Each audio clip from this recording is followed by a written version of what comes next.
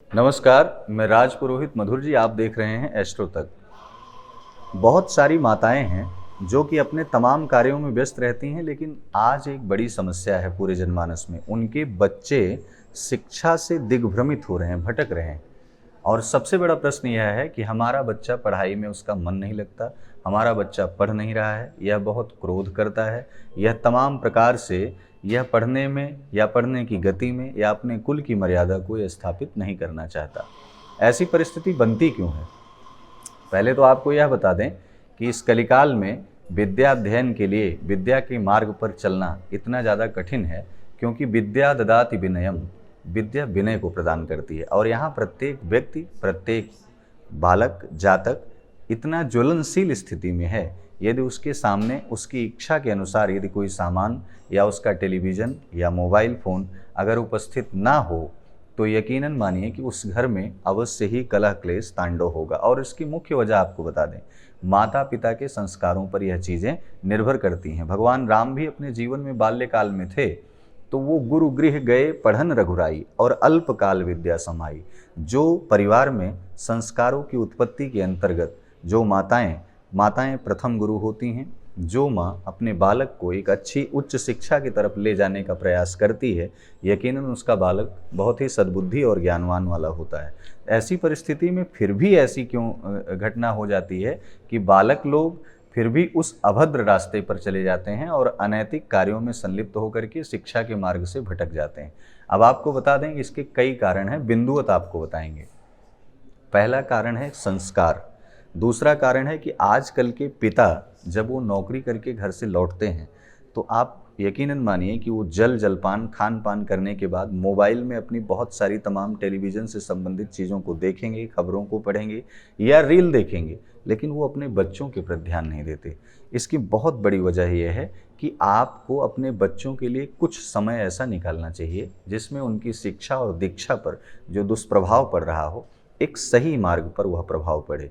अब तीसरा बिंदुवत विषय यह है कि जब एक माँ घर के कार्यों से वो एकदम अपने आप को मुक्त महसूस करती है, तो वो बच्चों के द्वारा जो पढ़ा करके लौटते हैं बच्चे, उनके घरों का जो होमवर्क मिलता है, जो गृह कार्य मिलता है, उस परिस्थिति पर वो ध्यान नहीं देती।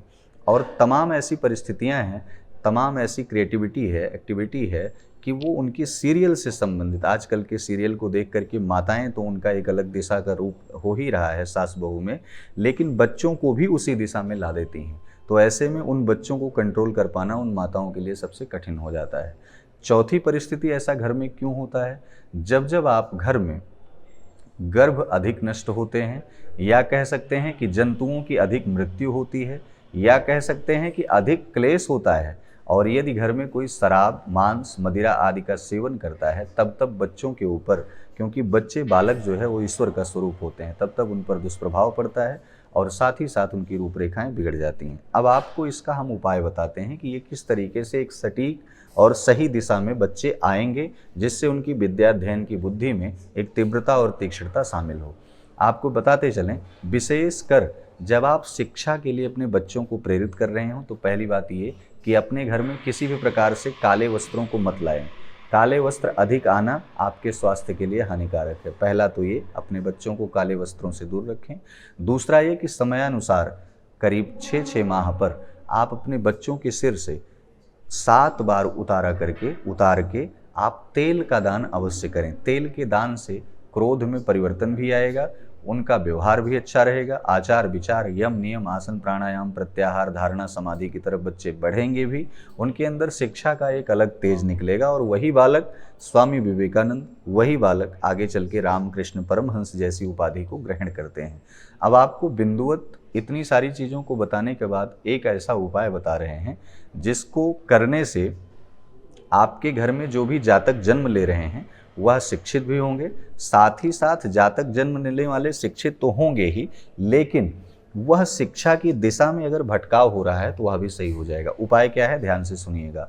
आप जब कभी भी पूर्णिमा तिथि आए, किसी भी माह की पूर्णिमा तिथि को, पान के पत्ते पर एक महामंत्र बता रहे हैं, लाल पेन से आपको लिखना है।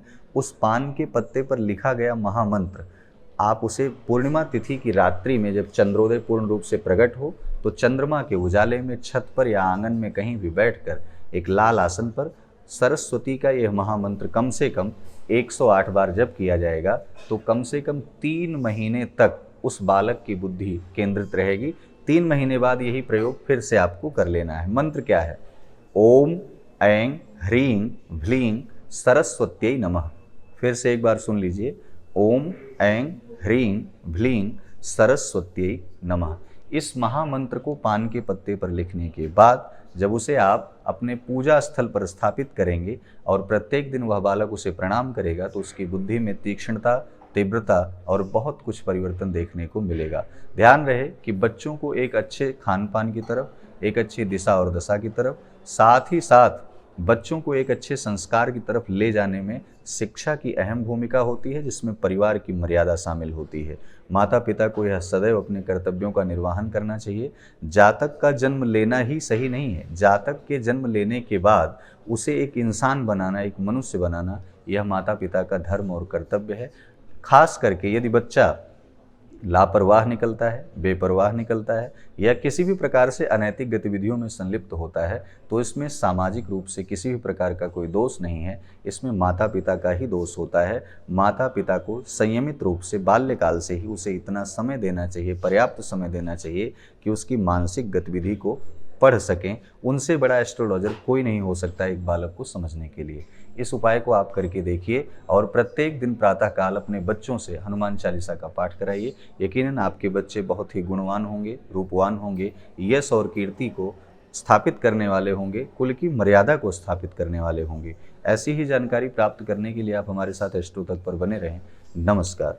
अगर आप मुझसे जुड़ करके अपनी समस्याओं का समाधान चाहते हैं और चाहते हैं कि आपकी समस्याओं को ज्योतिष के माध्यम से सुलझाया जाए तो आप हमसे संपर्क कर सकते हैं, जुड़ सकते हैं एस्ट्रो तक पर।